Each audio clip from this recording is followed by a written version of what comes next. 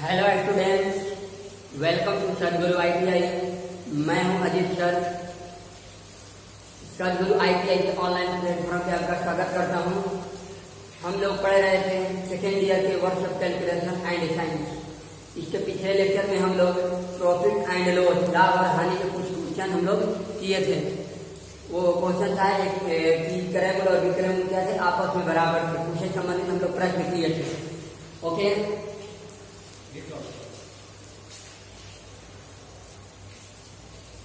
तो देखिए अगला प्रश्न दिया हुआ है। प्रश्न दिया है यदि 110 आम बेचने पर एक फल विक्रेता को 120 आमों के क्रय मूल्य के बराबर धन मिले। ओके, कहने का मतलब है कि 110 आम को बेचने पर एक फल विक्रेता को 120 आम के क्रय मूल्य के बराबर धन मिले, तो उसका लाभ प्रतिशत क्या होगा। आपको क्वेश्चन में पूछ रहा है कि उसका लाभ प्रतिशत बताए। तो चलिए मैं आप लोगों को बताता हूँ। देखिए, तो 110 आम बेचने पर 110 बेचने पर यानी 1 और बराबर बोला है 120 आम के क्रय मूल्य, 120 आम के क्रय मूल्य के बराबर है। ओके, क्रय मूल्य के बराबर है। 110 आम को बेचने पर 120 आम के क्रय मूल्य के क्या बराबर है। ओके, तो चलिए हम इसको कैलकुलेशन करते हैं। 0 से 0 कैंसिल हो गया। ओके, और चलिए देखिए, तो मैंने बोला था कि मान उल्टा होता है बराबर, तो मैं कल पढ़ा दिया हूँ, इसको पिछले लेक्चर में पढ़ा दिए हैं। ये मैं आप लोगों को एक रिवीजन करा रहा हूँ, फिर आगे का पढ़ेंगे। देखिए इसका मान 12 हो गया और इसका मान 11 हो गया, उल्टा हो जाएगा। तो बताइए 12 में खरीद 11 सीपी है और 11 में खरीदे हैं और 12 में बेचे हैं, तो बताइए क्या हो रहा है, लाभ। तो लाभ प्रतिशत बराबर लाभ बटा में क्रय मूल्य और गुणे 100। ओके, लाभ बटा में क्रय मूल्य गुणे 100, तो 11 9 99 और 1 सही 1/11%। ओके, 9 पे 1/11% यानी 3 नंबर ऑप्शन हो जाएगा। ओके, तो चलिए हम इसका अगला प्रश्न देखते हैं।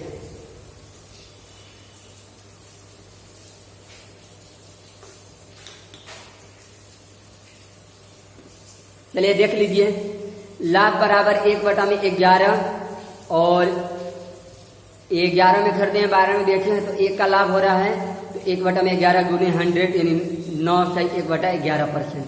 ओके, तो चलिए हम अगला प्रश्न देखते हैं।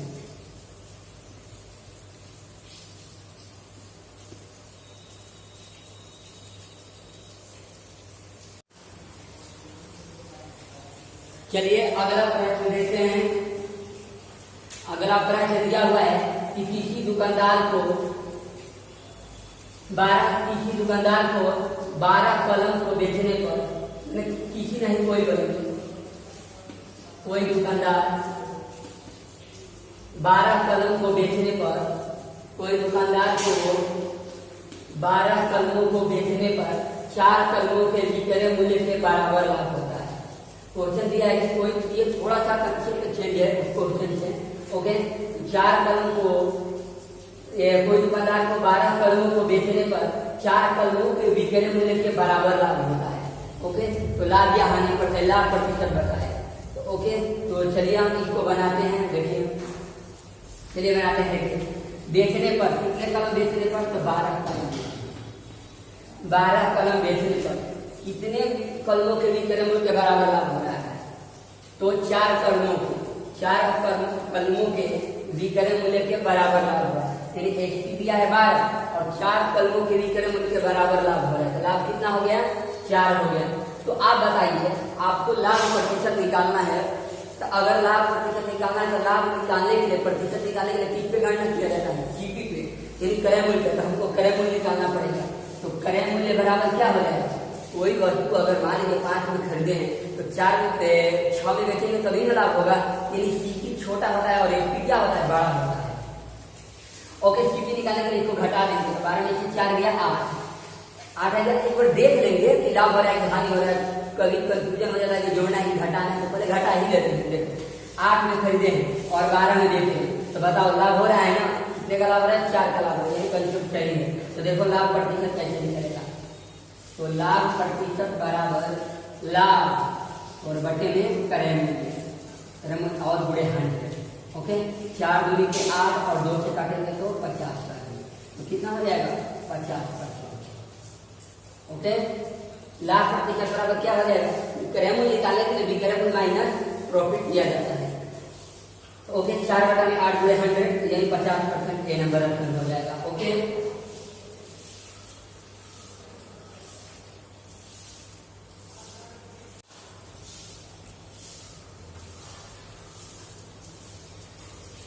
चलिए अगला प्रश्न देखते हैं। अगला प्रश्न दिया हुआ है, एक व्यापारी को 8 अंडे को बेचने पर, एक व्यापारी को 8 अंडे को बेचने पर 2 अंडों के विक्रय मूल्य के बराबर हानि होती है, तो हानि प्रतिशत बताएं। एक वही क्वेश्चन है बस इसमें लाभ होता है, इसमें हानि होता है। तो हमें तो इस क्वेश्चन में ये दिया हुआ है 8 अंडे को बेचने पर, 8 अंडे को बेचने पर 2 अंडों के विक्रय मूल्य के बराबर हानि होता है, तो हानि प्रतिशत बताएं। यानी एसपी बराबर कितना दिया है, कितने अंडे बेचे 8, और क्या हुआ लाभ हुआ कि हानि, तो हानि कितना हुआ है 2 अंडे के बराबर। तो बताइए हानि के केस में कब हानि होगा, जब किसी वस्तु को खरीद कर कम में बेच देंगे, यानी सीपी बड़ा रहेगा और एसपी छोटा रहेगा, कम में बेचेंगे। यानी देखिए सीपी कितना है, सीपी निकालना जरूरी है, हानि हो या लाभ हो। हानि या लाभ के केस में कभी भी प्रतिशत निकालना होगा तो आपको सीपी निकालना पड़ेगा, क्योंकि उसी पे गणना किया जाता है। तो 8 2 कितना हो जाएगा 10। अगर प्लस होगा कि माइनस होगा, ये भी कंफ्यूजन होता है कुछ स्टूडेंट को।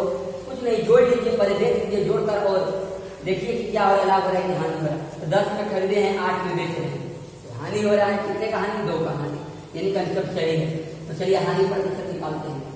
हानि प्रतिशत बराबर हानि बटा में, हानि कितना हुआ है 2 का, और बटा में क्रय मूल्य गुणे 100, 0 से 0 कैंसिल, यानी 20%। कितना हो जाएगा 20%, यानी ये नंबर ऑप्शन हो जाएगा। ओके, उम्मीद करता हूँ कि आपको ये क्वेश्चन समझ में आ रहा होगा। चलिए एक और क्वेश्चन देख लेते हैं। चलिए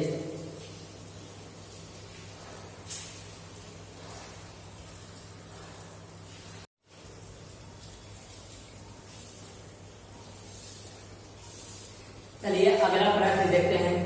एक व्यापारी को 20 आम को बेचने पर 4 आमों के क्रय मूल्य के बराबर हानि होता है। एक व्यापारी को 20 आम को बेचने पर 4 आमों के क्रय मूल्य के बराबर हानि होती है, तो हानि प्रतिशत बताएं। ओके, तो चलिए निकालते हैं। बेचने पर कितना दिया है 20 और हानि दिया है, तो हानि कितना दिया है, तो हानि दिया है 4 आमों के क्रय मूल्य के बराबर। सॉरी, यहाँ पे क्रय मूल्य नहीं होगा, यहाँ पे विक्रय मूल्य। अगर क्रय मूल्य दे देंगे तो कोई दिक्कत नहीं है। अगर क्रय मूल्य दे देंगे तो क्रय मूल्य निकालना नहीं पड़ेगा, डायरेक्ट उसी का मान रख देंगे 4/20 गुणे 100, ठीक है, तो वो 20%। ओके, तो चलिए देखिए, तो आपको बताना है कि हाँ सीपी निकालना पड़ेगा। अब बताइए 20 रुपए में बेचा है, 4 का लाभ हो रहा है, तो उस केस में 20 4 24 हो जाएगा। जैसे 24 में खरीदा 20 में बेचा है, क्योंकि सीपी निकालने के लिए जोड़ दिया जाता है। जब एसपी दिया रहेगा और लॉस होता है, जब लॉस होता है उल्टा काम होता है, हानि होगा तो जोड़ देंगे और लाभ होगा तो घटा देंगे, उल्टा का। 20 4 24, जैसे 24 में खरीदे हैं और 20 में बेचे हैं, तो हानि हो रहा है। तो चलिए हानि प्रतिशत बराबर हानि घटाने क्रय मूल्य गुणे 4 से 24, 2 3 6 और 2 से 50, कितना हो जाएगा 50/3 हो जाएगा। तो भागे देंगे तो 3 एकम 3, 3 छक 18, 16 सही 2/3, कितना हो जाएगा 16 सही 2/3%, 16 सही 2/3% आंसर हो जाएगा।